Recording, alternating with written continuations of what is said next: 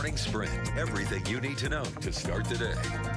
Sponsored by Bitterroot Furniture. Drive a little, save a lot. Yeah, time for your Morning Sprint. Brianna Henderson has weather. In our headlines, a suspect is in custody after an armed robbery at the Rocker Inn near Butte last week. Butte Silverbow is holding Robert Reich on a $1 million bond for that rocker and other incidents. Police found evidence of the crimes in Reich's home. We have no reports of any shots being fired or any injuries after an hours-long armed standoff in Missoula. SWAT team members rushed to Ernst Avenue yesterday morning. A man, we're told, had barricaded himself inside a home, and officers eventually used a robot and less lethal chemical agents to get him to surrender. They took the 35-year-old man to the hospital for evaluation. K-9 Deputy Django is now serving Missoula County residents. The 15-month-old is from Hungary and is fully trained. He and handler Jordan Cross will help search for narcotics and other items and apprehend suspects, among other duties.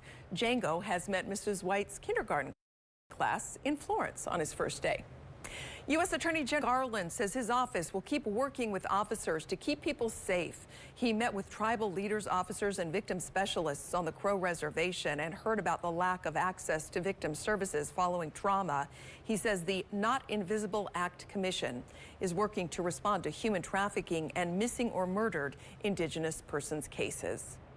Well, Missoula cleaned up garbage from along the Clark Fork River that somebody had mysteriously hauled up and stacked on the West Broadway sidewalk.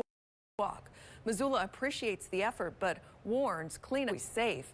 And they add, people have been somehow digging out areas under sidewalks to put their belongings there, and that is endangering the sidewalks.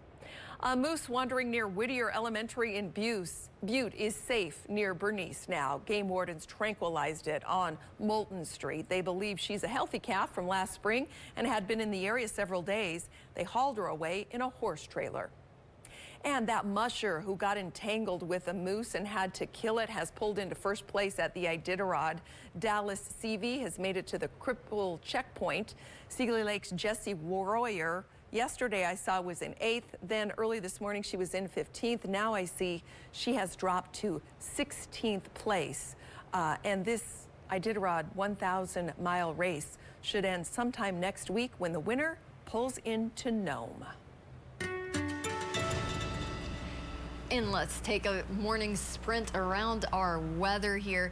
First of all, let's enjoy the sunrises for a minute. All of those beautiful colors painting the sky, because I think that is a great summary of what we will see today. Just fantastic conditions. And right now, if you're commuting to work, we don't have any issues in visibility, so things should be pretty clear while you're driving. But still be aware you might hit some icy patches if you're in southwestern Montana.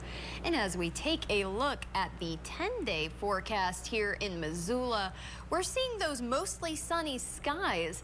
And don't forget, we do spring forward an hour as we get into Sunday at 2 a.m. But we're seeing a little bit of a warmer condition there at 48 degrees on Saturday. But as that cold front moves through, we're seeing it dip down to 47 and then 44 degrees. And then we'll wrap it up here in Bozeman, where temperatures are looking to be in the 30s and 40s. Heidi? All right, thank you, Brianna. NBC Montana is back tonight with your complete news and weather coverage. We will have detailed forecasts for you for Kalispell, Missoula, Butte, and Bozeman. And of course, we'll look to get you the latest on that standoff that's ended in Missoula.